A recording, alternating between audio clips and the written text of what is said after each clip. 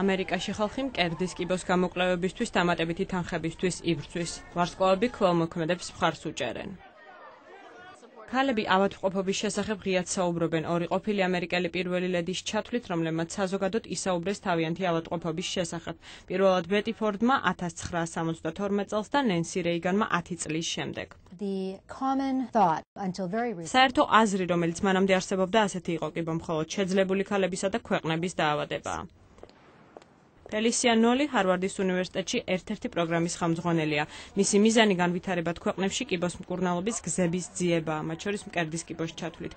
კვლევებმა აჩვენა, რომ 450,000 ქალიდან, რომლებიც მკერდის კიბოთი დაიღუპნენ, ნახევარზე მეტი განვითარებადი ქვეყნებიდან იყვნენ. თუ კი ქალს მკერდის კიბო განვითარებად ქვეყანაში აღმოაჩნდება, მას გადარჩენის შანსი ბევრად ნაკლები აქვს, ვიდრე განვითარებულ ქვეყანაში მცხოვრებ ქალს. ექიმი ელმარ უერტა ვაშინგტონის საავადმყოფოში ბევრ ესპანელ პაციენტს ხვდება. მისი თქმით, მკერდის კიბოს პრობლემების ნაწილი თავად დაავადებაა. მკერდის სიმსივნე შეუმჩნეველი დაავადებაა. გაღვივებასთან ერთად ტკივილი არ მატულობს. ექიმი ამბობს, რომ ბევრს ლათინურ და სამხრეთ ამერიკაში მამოგრაფიის გაკეთების საშუალება არ აქვს და იქ ზოგადად დაავადების შესახებ ინფორმაციის ნაკლებობაა.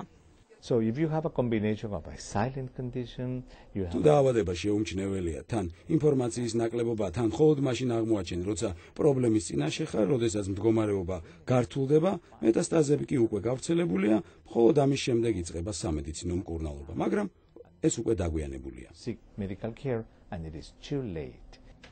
ექიმ შონა უილის მსგავსი შემთხვევები ნიგერიაში მრავლად უნახავს. ეკონომიკური სიდუხჭირე ყველაზე დიდი ბარიერია. ხალხი ძალიან გაჭირვებულია. საავადმყოფოში კი საფასურის გადახდა მისვლის თანავე გიწევს. ბიოფსიის გაკეთება რომ მოგინდეს, საავადმყოფოში ნაღდი ფულით უნდა მიხვიდე. იგივე ხდება მამოგრამიის გაკეთებისას. ამ საზოგადოებაში ნაღდი ფული ტრიალებს. ნაულ სურს ფასების დაწევის მიზნით ადგილობრივებს ტრეინინგი ჩაუტაროს. მკერდის ხარისხიანი კლინიკური გამოკვლევისთვის თქვენ ონკოლოგი არ გჭირდებათ, არამედ ვინმე, ვინც ამ საქმეში გამოწვრთნილია და მისი გამოწვრთნა ძნელი არ არის.